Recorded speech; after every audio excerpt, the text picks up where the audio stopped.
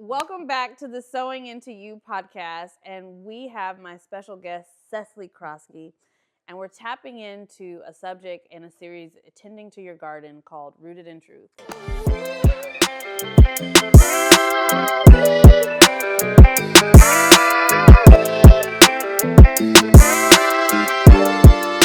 Now, right before we dropped y'all off the cliff, we talked about something that Cecily has endured. And this is like, this is big. Yeah. Reminds me, I think it's James 1:4. Mm-hmm. Yes. And Cecily is getting ready to share something with us, but I wanna say a scripture really quick, because John 8:32 is that then you will know the truth, and the truth will set you free. Truth isn't meant to shame you, it's meant to set you up for growth. And so with her getting ready to share what she endured, I think one of the things that the devil does is he lies to you even when God takes things from you. So then the devil will give you a story. Right? And so speaking of your mother, unalived herself in the midst of your yes, Lord, yes, right? Can you tell us what that's like when you had to like defeat lie, falsehood, deception? The person that birthed me is now saying I'm not worthy. So if anything that came out of me, is it worthy? Because I could imagine the ammo he was coming at you with. Oh yeah. What was that like? Salt in a wound. Salt in a wound. So I'm gonna backtrack, and then we'll get to that part. My mother's childhood was full of trauma and torment. She grew up in a one-person household. Her mother, no faith background. So no father to reassure her, to whisper those sweet nothings, to help her to feel loved or valued or beautiful. And my mom was sharp. She was a smart woman, so she didn't fall into the lies of being promiscuous or just being out there and wild, right? She poured into her academics. She was into work, police academy when she was in high school. Like, who does that? Volunteers for the police. Who knows? And so she did a lot of these things, but it was finding ways to be valued, important, and needed. So with good balance, those sound like wonderful attributes. Right. The reality is when we start to depend on those things, you can become codependent.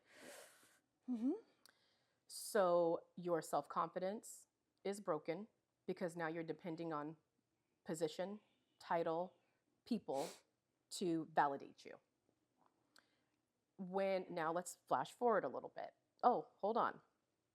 My mother's mom attempted suicide multiple times. So my mom grew up in a household with an alcoholic mother, no faith background anywhere.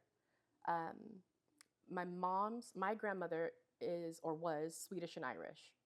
My mom's father was not. We don't know. I do not know the man. I think I have one picture who I believe to be my grandfather. And he actually looks very much like my oldest son. So wow. I think we could call it that if it's Maury. He got his nose. Yeah. That's the granddaddy, okay? We don't, for sure. But that'd be our guess, right? And so we're looking at this woman who grew up with an olive skin complexion, this curly hair, living with this white woman who has blonde hair, blue eyes, and a family who refuses to accept her because she does not look like them. So the only side of the family she has access to is her mother's family, who refuses to acknowledge her presence because she doesn't look like them. So she's had rejection from the start, born into rejection, at least worldly. So when we talk about generational curses, when we talk about weeds that choke out life, that's what that is. I grew up, so now we can flash forward. So as a adolescent, I had a 2-parent household.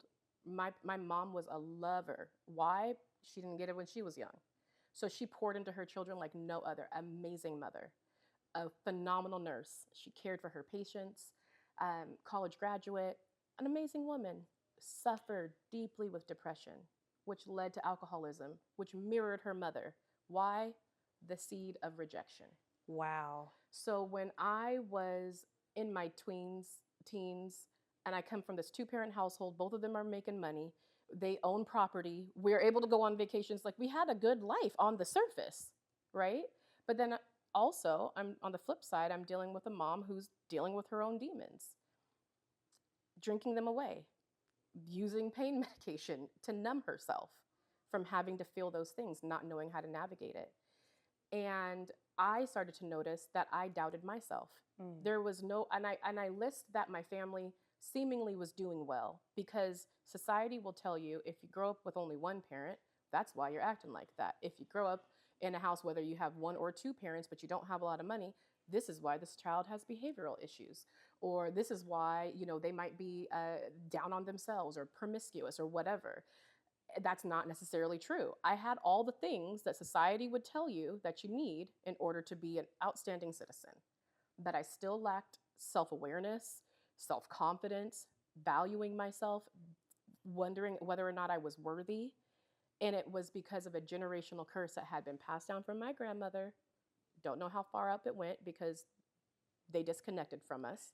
So the seed of rejection had been planted and given out. Weeds, they have seeds too. Girl, they did a whole episode 2, y'all. Episode 2. Weeds have seeds too. Think about a dandelion in your front yard. If you're mowing your grass and you see them and you just chop it, the roots are still there. Yeah. It's going to still spread. Weeds are going to pop up. That was rejection from my mom, for her mother, for me. And so when I was growing up, if I had all of the things that society says that you should have as a child to feel confident, to feel worthy, to feel valued, but you still don't, you have to start questioning, well, then where is this thing coming from? Right. And that's that generational curse. So I didn't think about it. I didn't ask any questions. I didn't share with anyone. I couldn't even really recognize it. I couldn't identify that I was dealing with low self-esteem. Had no idea. Until I got older and started looking at some of my choices, and I'm like, now hold on a second. Why? How did I get here? How did I make this particular choice that's gonna last me a whole lifetime? I already know what choice. Girl, me too.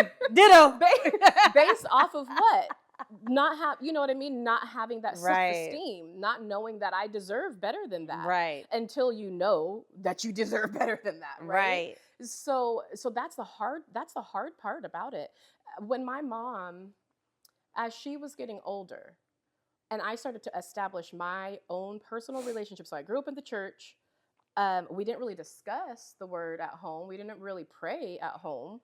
We didn't live it out, but I saw it. My parents made sure that we were in the church. Yeah.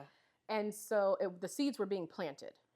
Thank God, right? And I had a praying grandmother, and I promise you those prayers still cover me today. Yeah. But being able to have that was what was going to be setting me apart from that generational curse. Yeah. But that's ultimately what snuffed the life out of my mom. And I'm going to tell you, when she passed, that was the closest she had ever been in her own personal walk with the Lord. Wow. So it came at a time. So then we talk about, well, what kind of lies does the enemy tell you, even in the midst of it, the salt to the wound, right? The wound is that my mom has now decided that she can't do it. It's too much. She's overwhelmed. Whatever the thoughts were, I can only imagine what she was thinking.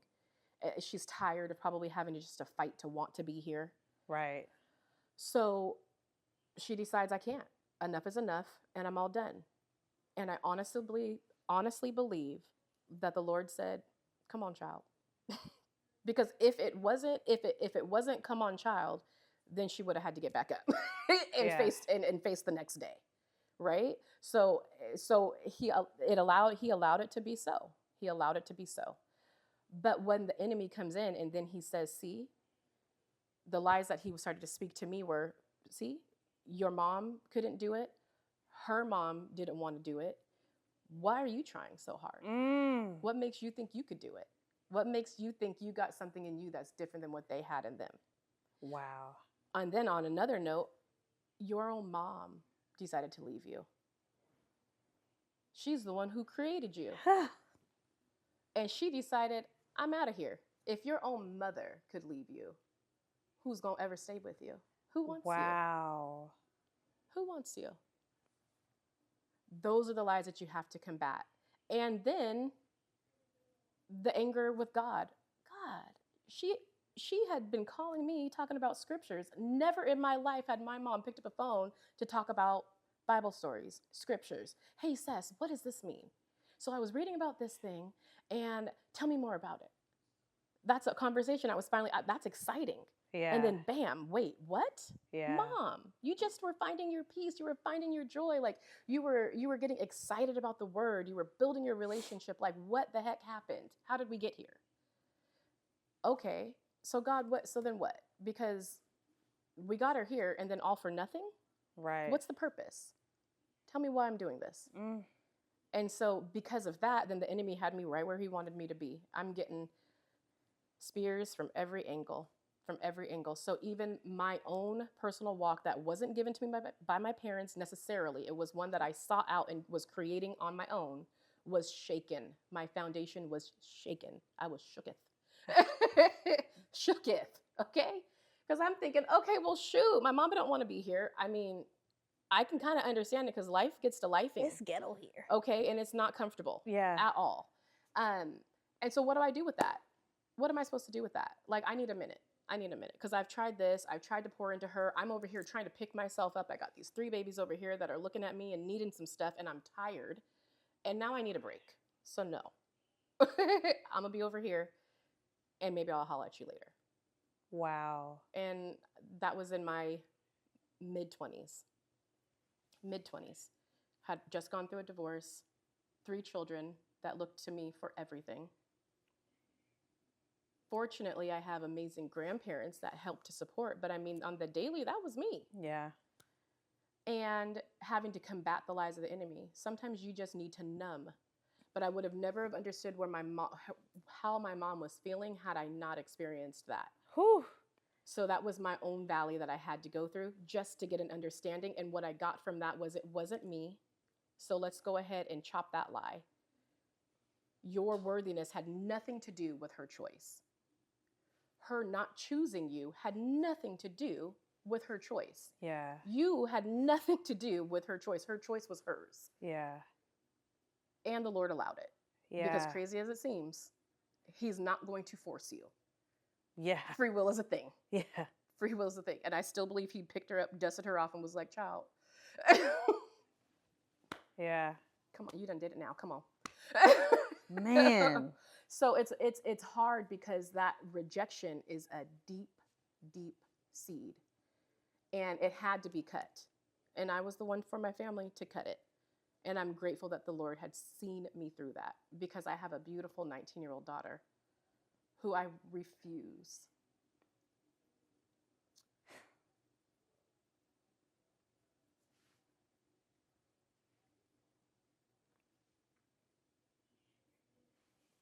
to allow her to ever feel like that or feel like she needs to come to that conclusion. Right. So it stops with me.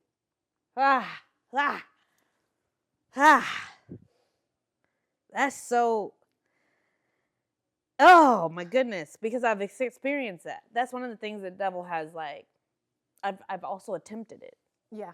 You know? Mm-hmm. And so I know exactly what that feels like. I know what it looks like. Yeah. I've had to combat that with my 18-year-old.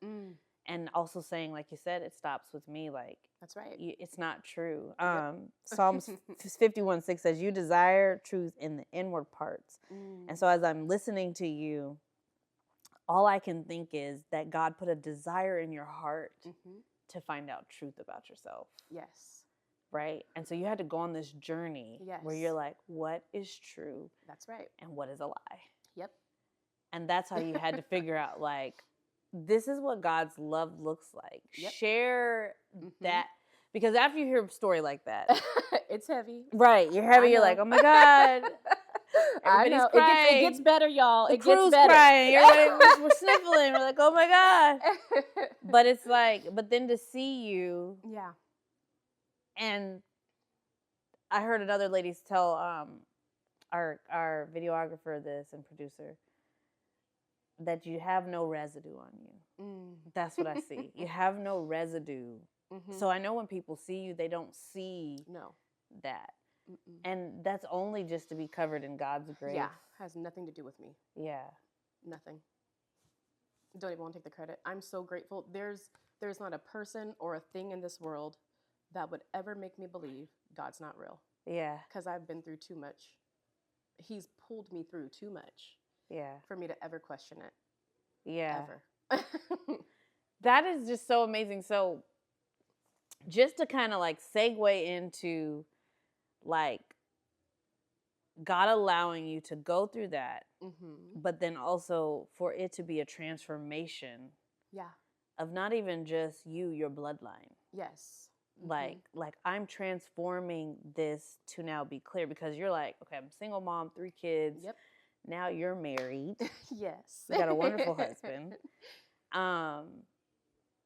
And now you are living, you're even doing things right now that you don't want to do. You like, I've watched you say yes, yes, yes. And you're like, I don't want to say this. Listen what God had me do. Ain't that a trip? You Right. hear that? You're a trip. Right. But it's because you desire truth Yes. about you. What's something that true about you that shocked you? That I'm a fighter for myself. You know, I think showing up for other people is easy. It's easy to show up for others. It's difficult to show up for myself. And you have to, in order for you to know who you are, you have to know who you're not. You have to know who you're not. And you have to get to the point to where you're saying, no, I'm sorry you feel like that, but that's not me. That's not who I am. That's not what I'm doing. You know, that's not who God called me to be. Yeah. So you're going to need, that sounds like a personal problem. And I'm going to give you the space to work out those feelings, but don't put those over here on me, because that's not who I am. Yeah. And I don't want it. So no. You know, really, literally just passing it right on back. Yeah. You got it. You have to be able to, you got to be Serena out here. Boop. No, thank you. I'm going to go ahead and toss that right back over there to you. And I'm winning. But because you have to know who you're not. And stand on that. Yeah. And then you realize who you are, who God called you to be. Right. Who does he call you? What does he call you? Yeah. And being okay with actually sharing that out loud and walking it out. But it's scary because it's big. It's big, it's new, you feel open, you can't hide anymore. And so I always kid around and say, I'm like a recluse, like, girl, wait, hold on. We're about to do a women's conference and we're all staying in the same spot. Hold on. Show me my corner of where I could hide, you know? Yeah. But the reality is because it's comfortable there and you don't have to worry about anything else. But when God calls you out of that, then yeah, you're going to have to show up as who he called you to be. And so if you've been living in a lie your whole life, it's going to be uncomfortable until you start to believe the actual truth. Right. You know? As you're saying this, it's funny because I'm thinking of like your mom and her situation, or your grandma's situation, where the devil's job was isolation. Yes. Let me isolate you. Yep. Let me make you feel. And God is like calling you out of that, so you don't even have the opportunity. No, I have no choice in to the matter. Isolate. Nope. Like you're like, no, community. Yes. Right. Yep. It was he lured me. He lured me to it. And that's the thing. God is a phenomenal strategist. Yeah. He's a phenomenal strategist because he lured me through, you're going to pour into young people.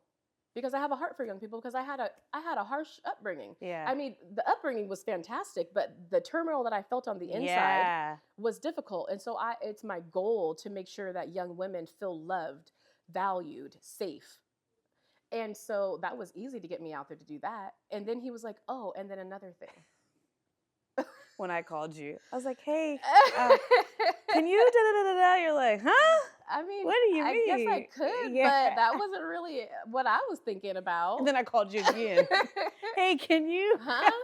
I mean, I can make it pretty for you. You want me to set Yeah. it up for you? I can do the decorations. No, No. girl, I want you. Yeah. That So is, yeah, it's a big deal, but such a beautiful journey to be able to go from feeling like you cannot, like there is no hope, to being able to see limitless abundance, yeah. to being required to write down your desires, to be required to think of something larger than yourself. Yeah. And only God will do that. Yeah. It's beautiful to watch the process of it. And my hope is that somehow, somewhere, my mom can see that, whoa, there was a different way. There was a different way. Yeah. And look at my girl. She's doing it. She is doing it. She's definitely doing it.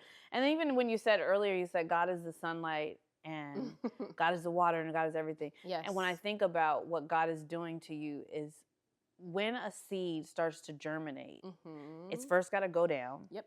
But then it has to sprout out. And God is like, come out so I can shine my sun on you. Yes.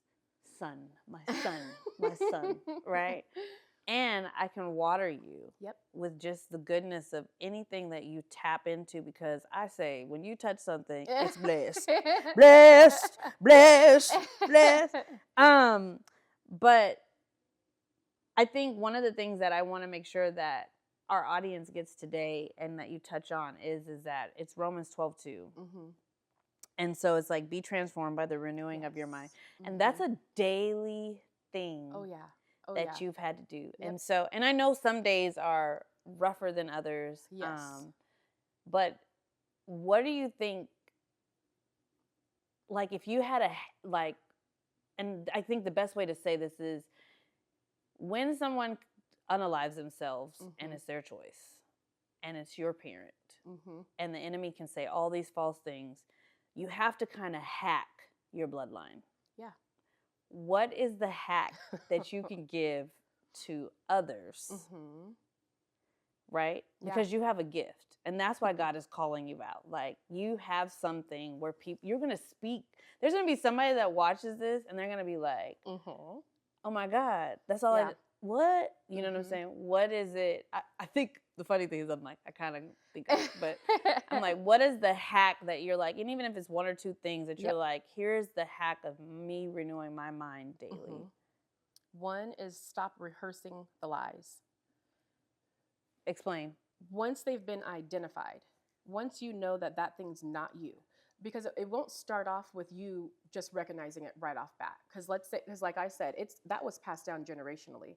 I grew up with it and had no idea. It took time with the Lord. It took therapy to see that, oh, that was rejection that I was dealing with. That was fear of losing someone.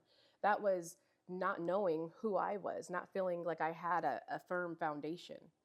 And then you're like, wait, hold on, firm foundation. Who is my firm? Oh, Christ is my firm foundation. Okay, so wait, so if Christ is my firm foundation, and those are lies, if I stop rehearsing those, if I stop repeating them, so I'm no longer believing it, it's one thing to stop rehearsing. It's another thing to put some truth in there. Yeah. That comes from reading his word. We overcomplicate life. It's very simple. Open your Bible and get in your word. Read it yourself. Pray. Yeah. Pray. And when you feel like there's times where that's not helping, I need more worship. Yeah. I have broken down some lies with just worship. You know what? I don't know what to do. I don't know what scripture to read over myself. I don't know where to go right now. I'm about to turn on this worship. Yeah.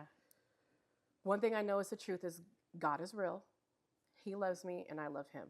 So if I have nothing else to stand on, I'm going to stand on that and let me go ahead and worship. The most important thing is uncovering it, knowing it, and refusing to believe it anymore. Yeah. So even if you don't have a whole lot of truth in you yet, because you ain't cracked that Bible, crack the Bible.